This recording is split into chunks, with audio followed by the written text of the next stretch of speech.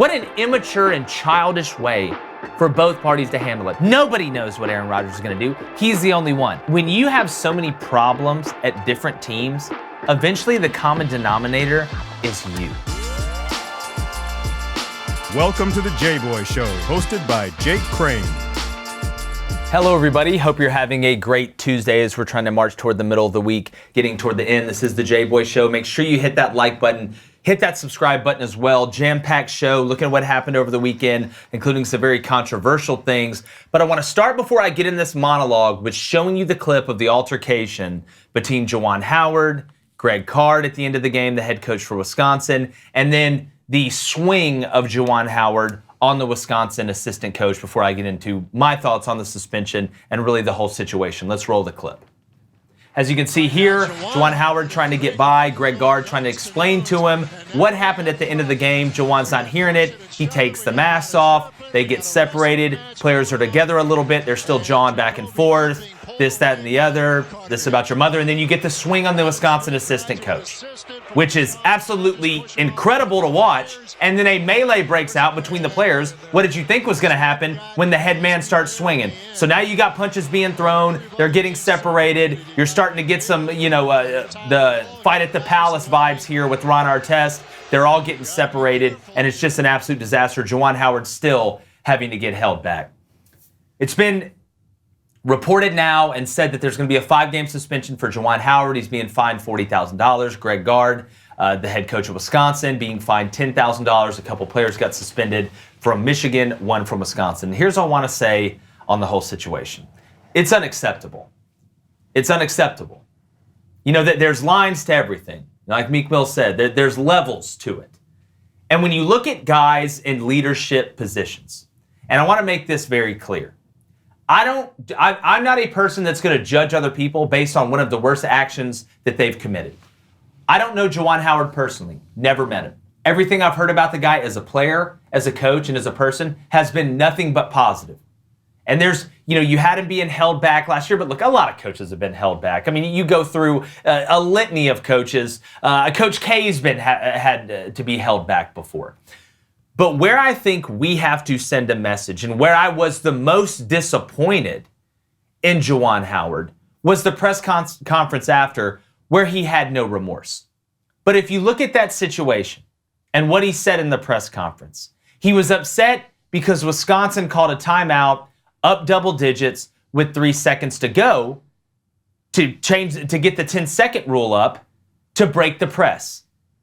Number one, if you're going to throw a punch because you're upset or a slap, I don't care. It was a swing. It was a swing. If you're going to do that over somebody calling a timeout because you're pressing them, then don't press them. But my thing is this, coach your team. Let the coach of Wisconsin coach his team. You coach your team. And if you don't like what he did at the end, you remember it, you save it, and you use that as motivation the next time. I watched Michigan call a timeout with 50 seconds, up 18 against Indiana a couple weeks ago. So it's very hypocritical to hear that, and I was shocked to hear Juwan Howard not have an SID or somebody communicate to Juwan Howard, hey, this is how we need to approach this press conference, because that's a horrible look. Not only was it a bad look, Greg Card, I'll tell you, should not have grabbed him. You could tell he's upset. It's a grown man. You see Juwan Howard saying, don't touch me. Greg Card backs off. Everybody's separated. Assistant coach comes over and says something, and then you swing on the guy that didn't even touch you. That's the part to me that shocks me. Now, do I think Juwan Howard should have been fired? No, I don't think he should have been fired. I think he should have been suspended the rest of the season, the rest of the regular season, and the NCAA tournament. And Greg Card, should he got a 1-game suspension? We can argue that here or there. Okay, again, don't grab the guy even if you're trying to explain to him. You don't have to explain it to him. You don't have to. You coach your team, let him coach his team. If you're upset at the end, be upset at the end. But when you're a leader of men and you're in a leadership position and you're responsible to go in a parent's living room and say, I'm going to take care of your son. I'm going to teach him to do things the right way. I'm going to be the example. You have to live up to that. You can't have coaches throwing punches. We've seen players get into altercations. We've seen it. Not that it's excusable, but it's a little more understandable. I understand the heat of the battle. I'm as competitive as anybody out there. But you have to be above that. You can't sit here and preach accountability and discipline and being smart in the most pressure-filled moments, when you're let down, when you're upset, and then go out there and behave like that. But what I would have liked to see, and here's the problem we have today. You know a great way to rectify the situation? Why don't Greg Gard and Juwan Howard come together, shake hands, and come out and make a statement and say, you know what? We want to use this as a learning lesson, not only for us, but for our players and all the players. We made a mistake. We both own up to our mistakes because there was fault on both sides. Now, there's more, in my opinion, blame to go for Juwan Howard. You threw the slap or the punch or whatever you want to call it. But why not come together and say, we're going to show you what it means to be accountable. We screwed up. I screwed up. And as a man, I'm going to come here and tell you that I screwed up and I need to fix this and I need to be better. That way, at least something comes out of it. Not going to a press conference after and saying, well, I wasn't happy about this. Or Greg Gard saying, well, maybe Juwan Howard didn't know the rules. What an immature and childish way for both parties to handle it. I know Juwan Howard came back and had a statement recently, a couple days after saying, well, it shouldn't have happened. You got to be better than that. You're in a position of influence over 18 to 22-year-olds. So to me, if Michigan would have fired him, do I think that would have been the craziest thing? No. Am I upset that it's only a 5-game suspension? No. Do I think it should be a season-long suspension, including the NCAA tournament? Yes, I do. But think about this. If you're Juwan Howard, Michigan is the last team in an NCAA tournament. They're the last team in. And now you're not going to be able to coach your guys because of an immature action. I know Juwan Howard's better than this. Have heard nothing but good things about Juwan Howard. I know how competitive he is. But we cannot have coaches throwing punches regardless of what was said, if a timeout was taken, or whatever. That's not the example. And I want to say this. I listen, to sports media just like all you guys do. And the people that are saying that we should just not shake hands in college basketball or in general, what's the point of sports? It's to teach life lessons. When it's not going good in life, or there's pressure to put Christmas presents under the Christmas tree, you just going to give up and stop doing it? Then class is out the window. Then sportsmanship is out the window. Then doing the right thing is out the window because it's not going good. That's half the problem we have in society today. When it's not going good, there's no accountability. Don't worry, it's not going good, so you shouldn't fight through it. Or you shouldn't have to gut up and go shake hands. Win, lose, or draw. Life, you don't always win in life. But to sit here and tell 18 to 22-year-olds, no, we don't have to shake hands because you're upset. That's the easy way out. The easy way out. Tom Izzo, head coach of Michigan State, had a great statement. Talking about, we have trained people and athletes nowadays, when it's not going good, you can just leave. If it's not going your way, just quit. That is a horrible message to send. Sports is one of the greatest preparers of life. And the minute we start taking out accountability, win, lose, or draw, our showing class, our sportsmanship, our doing the right thing, even when it's hard, is the minute we start wasting everybody's time and watering down the true meaning of sports. And I think that's disgusting, and it's the easy way out. And I'll argue that that's a hill I will die on any day of the week. Because life doesn't always go good, and adversity reveals character. It doesn't build it. Cone, you graduated from Michigan. We hear the term Michigan man. What did you think about that this weekend? Once again, in the span of just a few weeks, I find myself embarrassed to be a Michigan Wolverine. Okay? Juwan Howard should have been fired the moment the bus rolled back into Ann Arbor. And he should have been fired regardless if the team was 25-0 or if they were 0-25. Regardless if we loved him as a member of the Fab Five, loved his NBA career, and love him as our head coach now. He should have been fired. You don't strike another coach, especially at a program as prestigious as Michigan, and especially when it directly leads to your players fighting on the court. Short of firing him, the only thing that I could have seen was possibly an immediate indefinite suspension to see how it played out, okay, and see if in the coming weeks he shows recompense over the offseason, something like that. Maybe I could have gotten on board with him keeping his job next season if he did all of those things, if there was an immediate indefinite suspension. But of course, that's not what we see, because we have elevated people to positions of power now who really have no values. This is what you're talking about, who have no values, so they can't make decisions based off values. The only thing they can do is lean on the court of public opinion. What is my PR team saying? What is the marketing team saying? Is there, in the common parlance of our nation, are there enough people who are supporting this action or that action, or is there an outrage? Then we'll allow someone to keep their job. I think that this is another classic example of blaming others for something that you did. You saw the post-game press conference, wanting to talk about, I'm from a certain place in the world, so I did this action, or so-and-so called a timeout, or, I would have walked through the handshake line without, no, there are no excuses. Would you have felt different about firing him if he had gone straight to that press conference and said, I want to apologize to Wisconsin, I want to apologize to the head coach, the coaching staff, our fans, their fans, if he immediately showed recompense? Because to me, that was almost worse than the action that was taken. Yes, I think so. I still think when I watch the clip and what it led to, I still think no matter what he says that I don't get paid $1 million a year to be the AD and make these decisions. I'm just saying what I would have done had I been the AD, okay?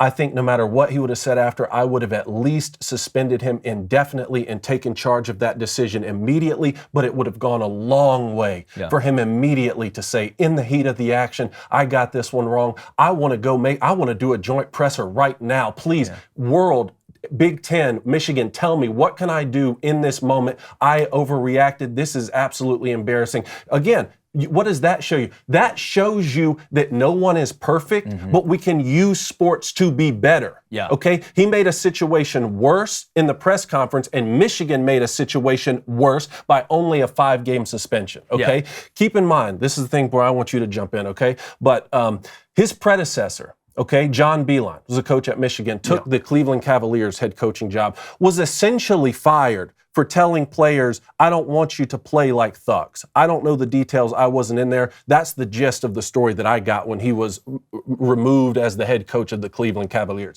So essentially, it seems to me as if we live in a nation where you can't tell players don't play like thugs, but you can swing on another coach. Okay, as long as they did something in the game to upset you. Or, you know what, you can be fired if you sent an old tweet of some sort, but you can batter the coach of another team, and we'll figure out a way. They came out with a statement and said the word that you said. They said, this is unacceptable, so we're going to suspend him 5 games. Well, that's accepting it. Yeah. Unless you fire him, that's accepting it. And you hear the talking heads, a lot of them thought he was going to get fired. I mean, I know there was meetings literally right after this contemplating doing it. But I do want to throw this caveat in here. If this was a pattern of behavior, and I know the action was egregious, if this is a pattern of behavior, I think he would have been fired instantly. But I have never heard a bad word about Juwan Howard. Had never heard a bad word. You look all through his playing career, you look through his coaching career, and Michigan, I mean, you haven't seen, anything out of Michigan, in my opinion, that looks dirty or people playing dirty. But where I have a problem with it is, I would have loved if he'd have came out and said, you know what, me swinging at him, that's not being a tough guy. That's not being what a man is, or what a man in a position of leadership should be. What I should have done is I should have gone over there, shaken hands with him, said, good game, coach. And if you want to say, I'll remember that, then say, I'll remember that. That's fine. And you walk on. But it's hard for me to blame the players after your head coach swings and going over there and doing it. Because again, that's like going out to eat with your parents and your dad getting in a fight at the restaurant, you're going to back him up. Yeah. I mean, so I don't blame the player. I don't think the player should have been suspended, in my opinion. I don't think they should have been. So the example you're setting, and in the heat of the moment, we've all been there. We know the heat of the moment, being as upset as possible. But that's when you find out what type of person you are. And I'm not going to judge Juwan Howard off one big mistake. The worst thing I've ever seen him do.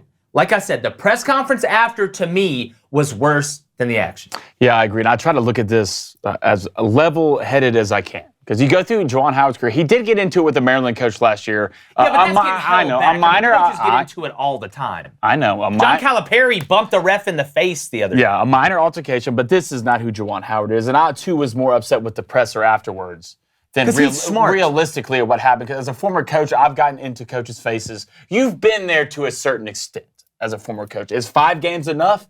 No. Should he have been suspended for the postseason? Yes. And you realistically go back and look at it. What upsets me the most is you didn't even hit the guy who you got into it with. Right? Yeah. You hit an assistant coach, and it doesn't matter what he said.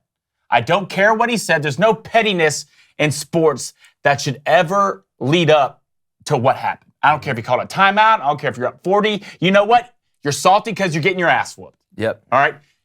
You're salty because he's calling a timeout when you're pressing with like 20 seconds. So left. you're allowed to press, but I can't call a timeout to beat the press. It doesn't make sense. And I go back to what is the standard in college sports?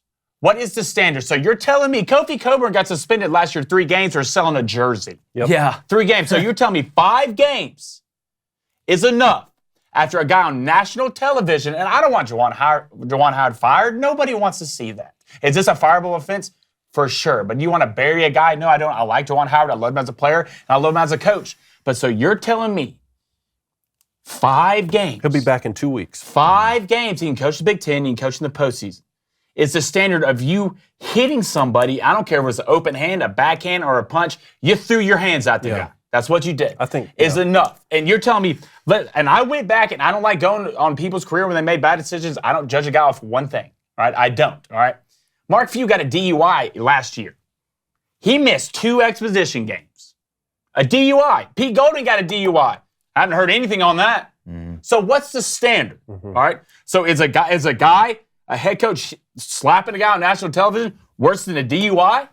I mean, a DUI is clearly a fireable offense. If you're going to not fire a guy for a fireable offense, what is the reasoning and what is the recompense and what happened after the action that you took? In this case, it led to your team fighting, which that situation is in the public eye, and I think that it is worse in many cases. But again, why not this then? Why not immediately, before the team gets back in town, immediately an indefinite suspension? That is not a firing, right? And then at least you can say, we've taken immediate action and we are going to hit the ground running Monday morning to decide what exactly should be done. Then you can see what people are saying about it, or call Mary Sue Coleman, the president, or call Kevin Warren, the commissioner. You know, then you can make calls and say, is firing this guy too much, or is him slapping another coach absolutely a fireable offense? Then you can sort of see what's what and gauge whether or not he can coach the next season. Yeah, this is my last thing. I'm going to move on. Again, a point that I don't hear a lot of people talking about is,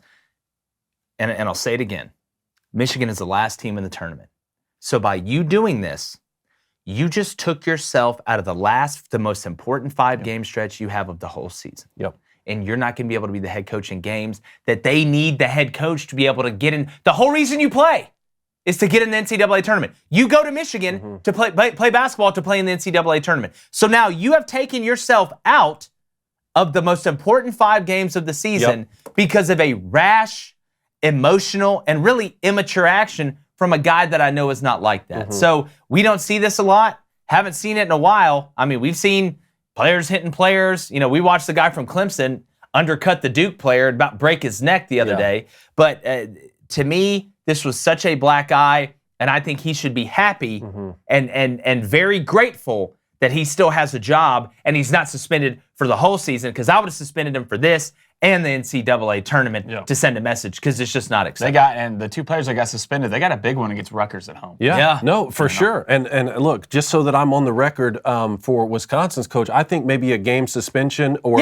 anyone, the situation turned so badly that maybe just go ahead and make an example of everyone. Give Guard a 1-2 game suspension. Give the other coach who didn't touch Juwan Howard, but maybe was touching players, to like push them back. Just say, you know what? I don't care. I don't care what your excuses are. We're making an example of everyone in this situation. A game or 2 suspension for all of you. I don't think you're wrong at all. Again, we're going to continue to monitor it. We'll see, but a tough look for Michigan. But we do want to stay in the college basketball world. Had some good games this weekend, Cone.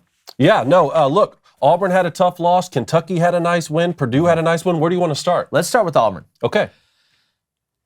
Auburn has struggled. They're 24-3. They do not play well on the road. We've seen it. Whether it's close win against Missouri, close win against Georgia, the Arkansas game, it's tough to play at Bud Walton. And again, it's college basketball. It's not college football. I mean, if we're debating over whether a 24-3 team is good, I think that's a stupid debate. But if you've watched them lately, because you always want to be playing well the closer you get to tournament time, Auburn has turned the ball over at least 17 times in the last 4 games.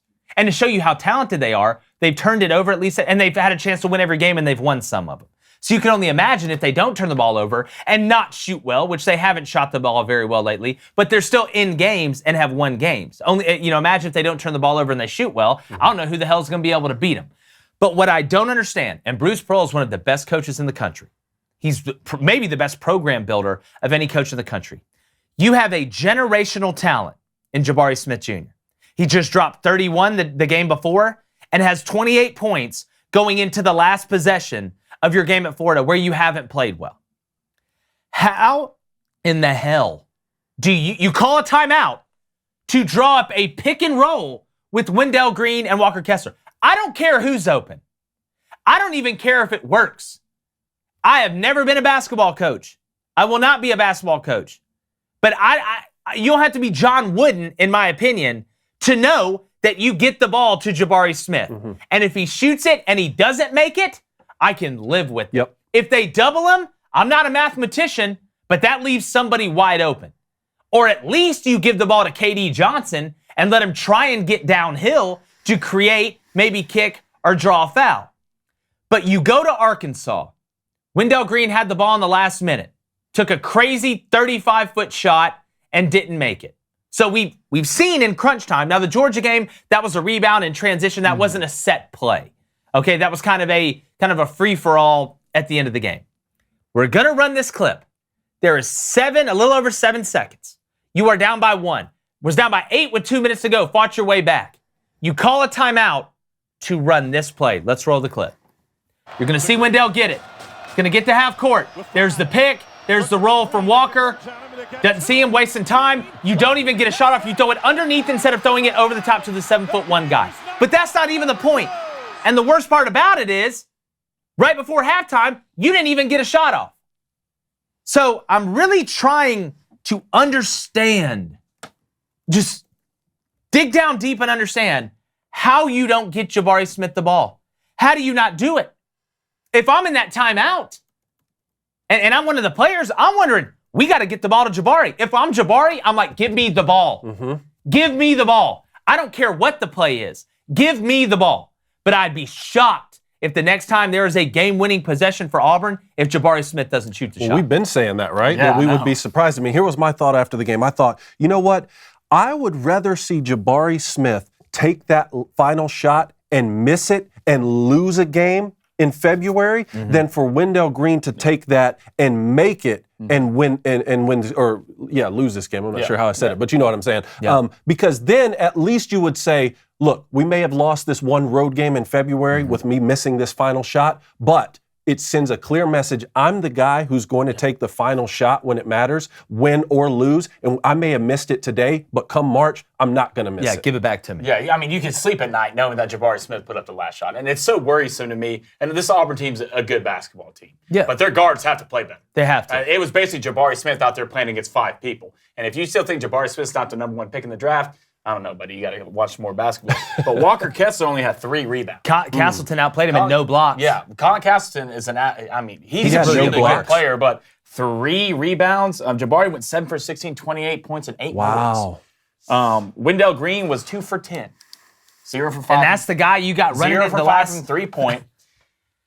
It worries me about this Auburn team because they have not shooting the ball well. Obviously, teams usually shoot worse on the road. It's the way it is. And I still can't believe people play with different basketballs. Yeah, It'll never make sense to me. It'll never make sense to me.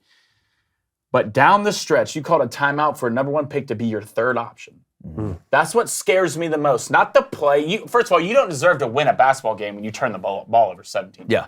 You just don't. That's what it was, 17? 17 turnovers. They turned it over at least 17 times, I think, in the last 4 games. Wow. So, yeah, something like that. So, in my opinion, though, you were even in the game is mind-blowing to me. That tells you more about Florida didn't shoot that well. Appleby shot the ball extremely well. Scored 20 in the second half. Big, clutch shots. But for Auburn, I feel like we keep saying the same thing after the same thing after the same thing, and it's late in games. First of all, Mike White won that last 10 seconds. He did. Game. Mike White outcoached Bruce Pearl the last 10 seconds of that game.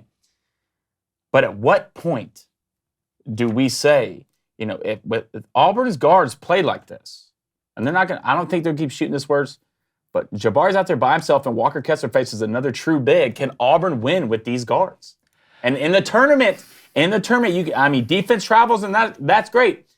But somewhat you get deep enough, you have to start hitting shots. Mm-hmm. Turnovers travel too. Yeah, you have to. Jabari Smith can only do so much. Yeah, and I do, and Bruce Pearl did make a good point. I want to make sure we separate these two things.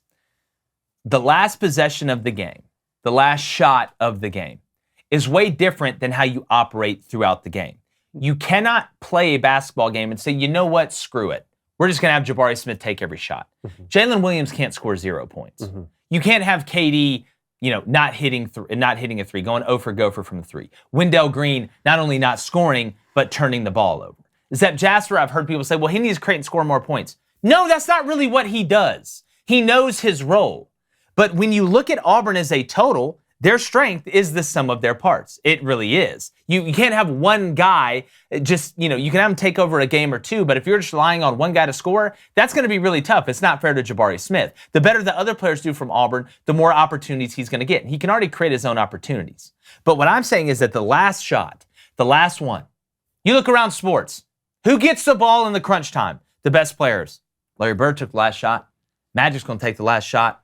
MJ took the last shot. Magic Johnson took the last shot. Hell, we can go back and look through the college ranks. Adam Morrison of Gonzaga would take the last shot. I can go down the list. Jabari Smith needs to be taking the last shot with the game on the line. It's not that hard. To me, you got too cute. You're overthinking yourself. And again, like we said earlier, there needs to be a conversation. This is what you do. This is what you do. This is what you do. You can still have him play free. But Wendell Green needs to figure out that he is not Jabari Smith. You are the point guard. Your job is to score. Yes, we don't want to take your stinger away. But your job is to take care of the ball, number one. That's number one. Number two, open up opportunities for other people. Because with the way Auburn's roster is built, at any point in time, you can go to Jabari or kick it down low to Walker Kessler. Sure. And open up other stuff. But I do want to give credit to Florida. I don't want to overshadow the way they played in the second half, especially when Auburn got up there and kind of went on that little bit of run. Appleby, we know, is a really good player. And don't forget, Castleton was out for an extended period of time. And Florida, we can't forget this too. This was a must-win game for Florida. And Florida had to win this game. And they're playing Arkansas tonight. So they're on the last 4 out, I think, coming in that Auburn game. Yep. That was a back against the wall, must-win. And, you kind of look, we always use the Alabama and Georgia SEC championship game kind of reference a little bit. That team where it's a must-win, not that it's an excuse, but you tend to hit that other gear a little bit as opposed to the team like in Auburn that is set up for a number 1 seed if they handle business and have a good chance to win the SEC regular season. But I do want to stay in the SEC and move on to Kentucky versus Alabama. Alabama in the first 15 minutes of that game played about as good as I've ever seen him play. Keon Ellis hopped out the bed like he was possessed. The guy couldn't miss.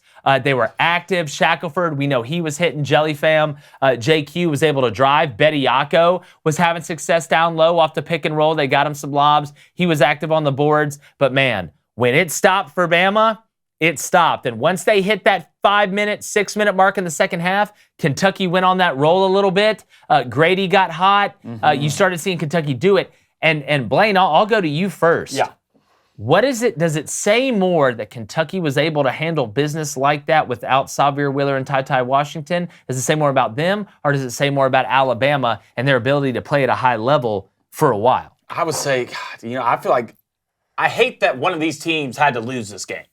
Because for Kentucky, you have to feel really good with, Keon Brooks Jr., the way he played, Toppin the way he played. Oscar's going to get his. Right, Oscar will forever get his. That's the way it is. But it's hard to beat a team when you shoot 65% from three. Yeah, that is ridiculous. 65%. Grady went 9 for 16, 7 from 9 from three-pointer with 25 points. Oscar ended up with 21 and 14, and Brooks and Toppin ended up putting great minutes in. I think 18 and 10. Complete team effort. Yeah, right. Kentucky is scary. They have the depth chart to make a huge run in the tournament. They have that milestone, that base down low. But for Alabama, Keon Ellis coming out, party, you're playing how you should play. You're an NBA player. Bama are just missing pieces. I mean, Javon Quinterly did not play his best game.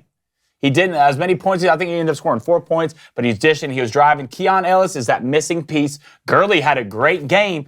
And if you're Bama, you see how dangerous you can be. Yeah. I mean, Shackelford's going to get his. Yeah. Right? He's going to get it every game. Defensively, they got to be better. They have to be better, but you can see what Bediako's getting better at the game of basketball. He's young. He is getting better.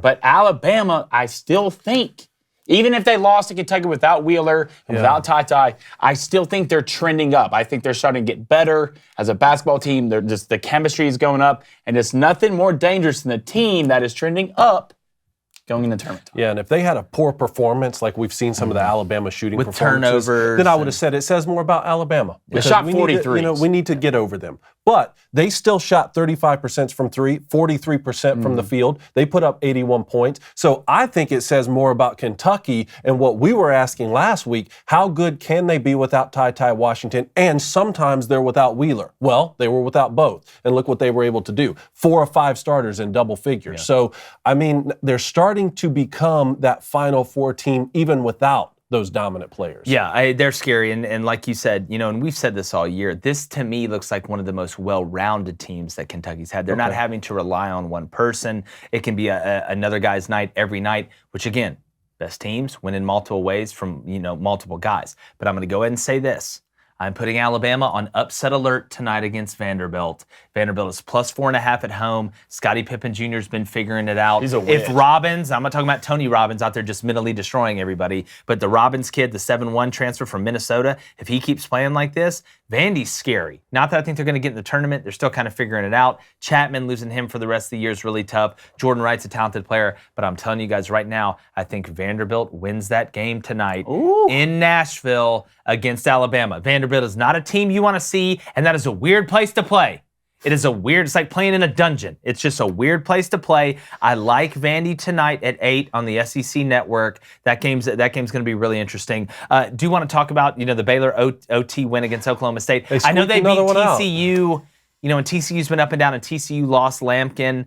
They beat them by 10 at home, but then you have an overtime win against Oklahoma State, and I just cannot get a feel for if this Baylor team, if they're just going to flip the switch and be elite. I know Flagler played really well. I know they've been beat up. I know how talented Kendall Brown is. I know Everyday John's out, but I'm slowly starting to lose faith in Baylor. There are a lot of teams in different conferences who desperately need to put on a great performance in their conference championship tournaments to get that momentum in March, because now the regular season is sort of slipping away. Baylor's one of those teams. Like UCLA and USC are both those teams to see if they can get up on Arizona's level. Anyone in the Big Ten at this point, like Wisconsin, Illinois, a lot of those teams could use like really strong performances in the conference tournament to sort of make that case to build the momentum. I mean, Baylor's right there. I don't see anything right now that says, you know what, man, they're about to flip the switch and go on a similar run to last year. They just, in my opinion, Baylor just doesn't have enough offensively or defensively, right? So last year they would suffocate you defensively, and they had scores all around. If you need Flagler to drop almost 30 points a game to win by 2 on the road versus Oklahoma State, it's not going to happen, right? It's just not going to happen. I don't think they have enough firepower offensively. I still think they're a good basketball team. They're only going to get better, but to me, I don't think they make a super deep run in the tournament because I just don't think they can put the ball in the basket enough. Yeah, and you're going to have those days where you're hot and shooting well, and then you're going to have the ones where you're not. It's can they score enough points if somebody else is hot, maybe a lesser team than them is hot from 3. You think about the Farouk Maneshes from Northern Iowa a couple of years ago. If a team comes in there and they're able to load it up from outside, as athletic as Baylor is, especially not look, I like Flo Thamba. I think he's a good player. He's not every day, John. He's not. And losing him, losing depth sucks either way, but losing him in that front court, I think is going to continue to pile up for Baylor, because it's not just about defense. It's about putbacks. It's about dunks. It's about drawing fouls. It's about getting the ball back and kicking it out for a wide open 3. We'll see with LJ Cryer on his health update, but we talked a little bit about Bama Vandy. I think Vandy pulls the upset tonight. I'm going to go ahead and throw that out there. Arkansas at Florida. This is a big one. We talked about Florida sneaking in the NCAA tournament. That win against Auburn, I think they're 49 in the net, 50 in Ken Palm. Right now, they need this one. They need this one because they've got this one. They go to Georgia. I think they go to Ole Miss, and then they get Kentucky at home. So outside of Auburn, or out of the 3, Auburn at home, Arkansas at home, Kentucky at home, if they beat Arkansas tonight and they handle business on the road against 2 teams they should beat, they're going to get in. there's a good chance they're going to get in. If they beat Kentucky, they will get in. So how big is this game? I think Coach Musselman at Arkansas, I think he's going to tell his team, we need this one. Now, they don't need it in the literal sense that Florida does, but I think he's such a good coach. He's going to say, we need this one, boys. We can do something really special. They're talking about Auburn being a Final Four team. They're talking about Kentucky being a Final Four team. Why not us? It starts tonight on the road. These are the kind of games you not only have to win, but let's go beat Florida by double digits, and let's let them know we're going to be a problem in the tournament. I think that's what Coach Musselman's message will be. Yeah, I agree. I mean, this will be a game, the battle of your stars, right? Castleton versus Jalen Williams. Yep. Right, you got Note versus Appleby. The battle of your stars. This is at Florida. I still think this is a huge game for Florida. They're 17-10. I believe they're 7-7 in the conference right now. It's a must-win. Yeah. I'm just telling you, it's a must-win. Yeah, right now, it's a must-win versus muscle-men. How about that? I love that. Wow. Put that on a shirt. But the spread is even right now. But the difference is, I think in this game will be Colin Castleton. I really think he's so underrated. He's so underrated as a basketball player. First of all, he's a phenomenal scorer. He's one of the. I'm just telling you right now. His defense is good. Yeah. But offensively, he is one of the best centers in college basketball. You saw the difference when they were out. They just had to start chucking threes. And I thought they actually did a decent job when he was out. But if you go back, that A&M loss looms so huge for them right now. The one where they were up 4 with 35 seconds left. But Castleton, I think, will be the difference if Florida wins. But watch for Arkansas. Watch Amude. He's been shooting, I think, 43% from 3. If he's able to cook, because when you look at stars, and everything's even, there's got to be that other guy. Who's going to be, is it going to be, one of Florida's guards? Is it going to be Felder? I was going to say Jalen Williams. Well, look, I mean, he can play with Castleton. He can, but Castleton is such a different type of player than Jalen Williams is a transition, trailer 5, hard-working, jump, garbage getter. Castleton is your traditional center. Back to the basket, tip in, got a little mid-range J, plays pretty good defense. I'm just very interested to see who's going to be that guy that steps up outside of the guys that we're talking about. Yeah, Castleton right now is averaging 15 points and 10 boards a game. That's and I salty. think the difference in this game will be Florida's at home. He's averaging what again? 15 points, 10 boards a game. And he shut Walker Kessler down. He got 7 more boards than Walker Kessler. Yeah. The difference in this game will be that Florida is at home, and right now Florida has what? They got hope and momentum, and that is a dangerous combination, especially with that tree down there in the middle. That's exactly right. Well, we do have one top 25 matchup tonight. Yeah. Villanova at UConn. I know UConn's a favorite here, and UConn goes hot or cold. I like Cole at the top, Sonogo at the bottom. They've got some pieces. But, man, it's hard for me to pick against Villanova. Gillespie, Archie Diacono, Dixon down inside. I mean, they don't have a traditional big man. I think Sonogo will get his. But Villanova is such a high IQ basketball team. And with Justin Moore and the guys they have that can fill it up from the outside, they can drive. Gillespie, he can kill you fast. He can kill you slow. I mean, he's a mercenary out there. and Villanova is not, they don't get rattled. Even playing on the road, you look at Providence, the dunk was going nuts that night. Villanova was like this the whole time. And that's how Jay Wright is. And that's how you tell when a coach really has control, when the players buy into that same identity and they conduct themselves like the head coach does. Jay Wright is never really too up or too down. If you watch the way Villanova plays, they don't play with a ton of emotion. And I don't mean that in a bad way, like they're not trying or they're not fighting. But just like we tell pitchers, good pitchers in baseball, you never know if they're up 10 runs or they're down 10 runs. True. Villanova, they are so consistent with who they are. That's why I think they have so much success in the tournament. The players may change, but the identity doesn't. And the talent doesn't. And there's a certain type of player and type of mentality that Jay Wright brings to Villanova. I think this one's too close to call. I don't want to make a pick on this one, but if I did have to, I really like Villanova. I like Villanova too. And what you're saying is the hallmark of not only well-coached teams, but teams who usually are able to keep their players longer. Yeah, that's exactly right. Well, I mean, when you can have juniors and seniors on a team, you really have a good team to run the test of a tournament. Yeah, so some really good games on tonight. Let's move on. You want to go a little Jake's Takes here? Let's go Jake's Takes. Yep. All right, you ready? Let's talk a little Aaron Rodgers. I don't know if anything, I know he was going on McAfee today, posted some messages last night, which I'm sure, I mean, he's such an internet savage, he just he knows how to walk that line between trolling and I don't know. I think part of it's fun, but maybe there's an announcement coming. But, they did rehire longtime Packers coach Tommy Clements last week, who was one of his favorite quarterback coaches. What do you think the future is going to be for this guy? Here's what I want to say about Aaron Rodgers and what has come out, and because we did this all last year. We saw this all last year. I'm not playing this game. Mm-hmm. I think it's harder to decode the Enigma machine during World War II than it is to figure out what Aaron Rodgers is going to do. Nobody knows what Aaron Rodgers is going to do. What Aaron Rodgers is, in my opinion, trying to do, putting this stuff out, is control the narrative. And I think that could be for a couple reasons. But I'm not going to go in and try and guess what Aaron Rodgers is going to do. Nobody knows what Aaron Rodgers is going to do. He's the only one. Do I think, he's always going to be relevant because he's such a good player. But part of me thinks he does this because for the 11th straight year, he's not holding up a Super Bowl trophy. I think in some sense, you won the MVP, yes. But the reason we talked about Tom Brady and will he retire, will he not retire, is because he was winning, baby. Yeah. He was winning Super Bowls. So I'm not going to play this game of let's guess what Aaron wants to do, because that's exactly what Aaron Rodgers wants everybody to do. He went on McAfee today and really said nothing. Said nothing.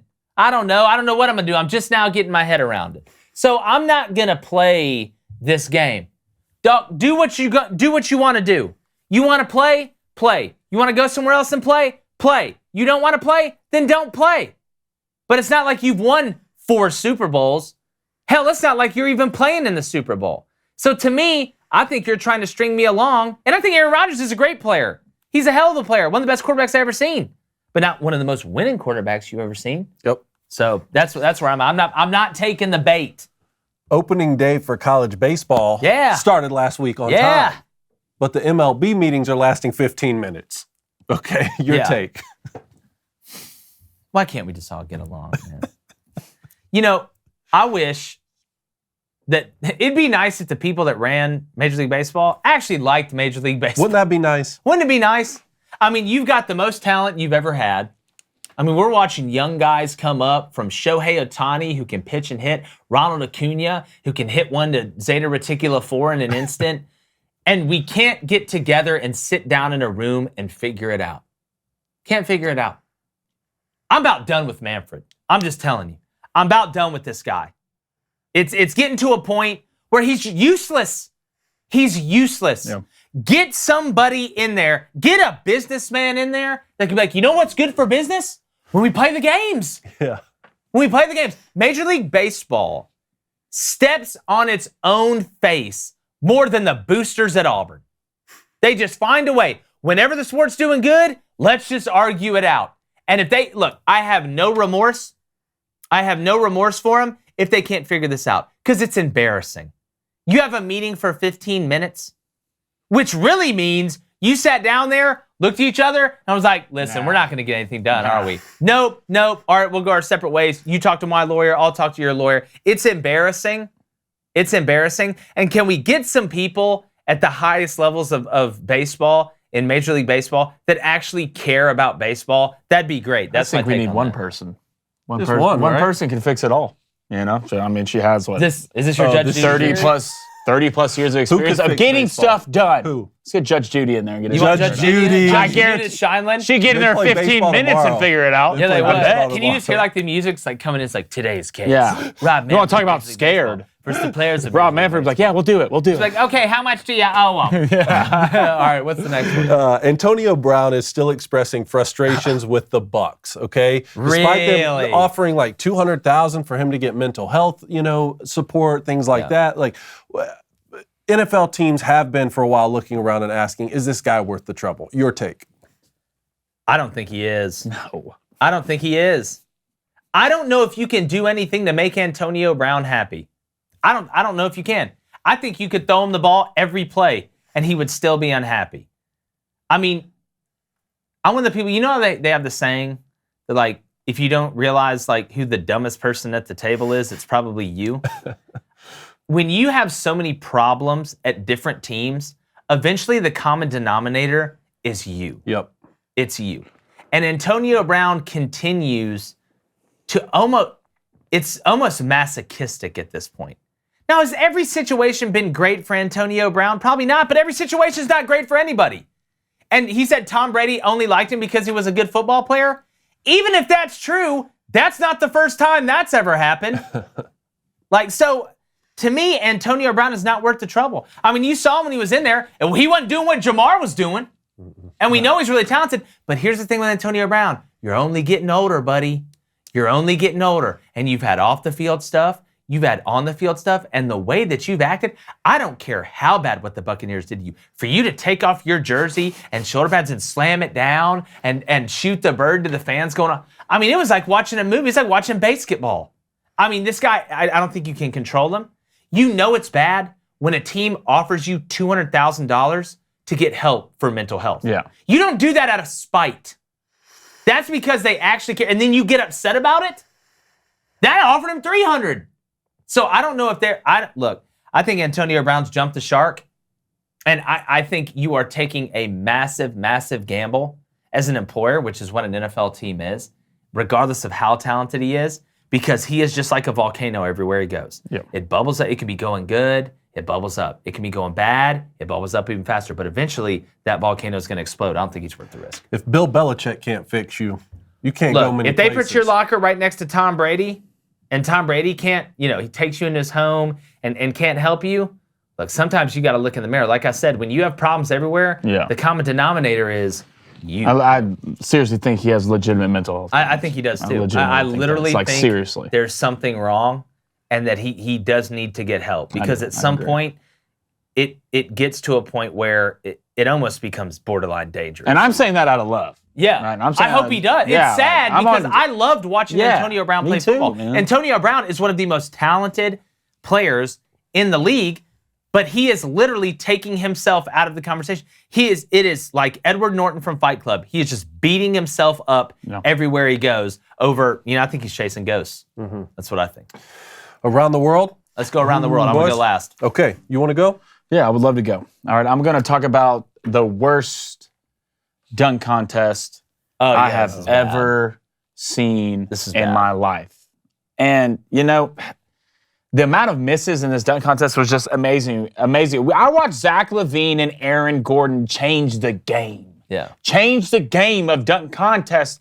I was watching some sports talk shows this morning, and I wanted to get everybody's feel about it because I know the way I feel about it. There's a lot of great players who will never play in the NBA.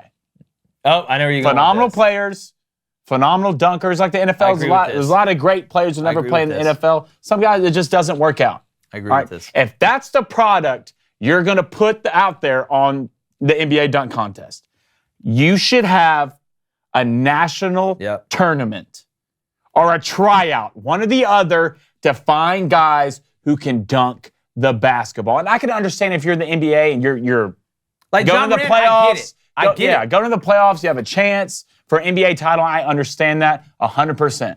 But what I watched wasn't even close. I could have gone out there and done a better job, and I can barely dunk. Mm-hmm. I'm just telling you. Let's have a national tournament. Let's get some guys off the street because there's some guys on the street who can play. So where they compete, the dunk contest is against pros versus Joes? No. You go to Rucker Park, guys. you go to all these places. Yeah, around the country. And you find guys that can dunk. Stephen A's idea was you get an NBA player to sponsor them, and you have a tournament, and you find the 5 to 7 best guys, and the players sponsor them. And they bring them, and they do the dunk contest. Winner gets $1 million. Second place gets $500,000. Third place gets $100,000. You can give some to charity, but at least get guys in there where it's a show because that was awesome. So the guys, the pros don't do it. They sponsor. They sponsor the guys. Gotcha. Yeah, and you can have great stories about guys coming from different backgrounds. Yeah, because there's guys that you want to talk about getting creative. Yeah. You'll see some creative guys who can absolutely jump out of the gym. Yeah, because there's a lot of guys that can dunk really well, but they can do nothing else. Yes, so are they're not good enough to play in the NBA. Gotcha. Okay, nice. I like that one.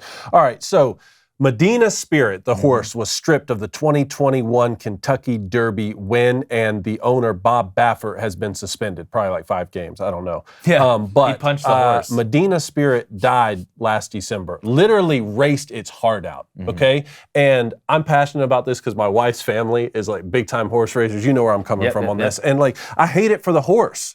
It's not the horse's fault that it got injected with whatever it did. It raced its heart out every single time. It won the Kentucky Derby. Now that championship is going to be taken away from it. I understand that if rules were broken, you have to do things like that. But I just want to show some love for the horse. Yeah. Okay? Because that horse literally died racing its heart out. Yeah. And it can't help what it's injected with. But on a better note, rookie Austin Cindric wins the Daytona 500. I'd retire.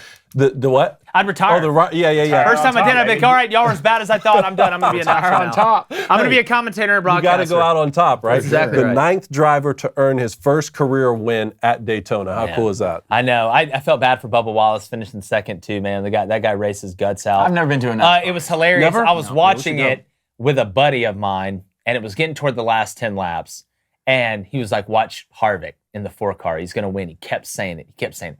The last time he said it is the instant Harvick got in the wreck. When they sandwiched him at the end. No. I was like, that is 100% your fault. It's like the guy going to the line. I swear the announcers do this on purpose in basketball. They're like, listen, he's an 82% free throw shooter. He hasn't missed one since early January, and he just clanks the first one. He's 117% free. But no, how great of a feeling would that be? That'd be like, winning the Super Bowl. That's what it is. I mean, Daytona 500 is the biggest race there is in NASCAR. So shout out to Cinderon for winning that. That's got to be huge. And hey, great start. What a great start.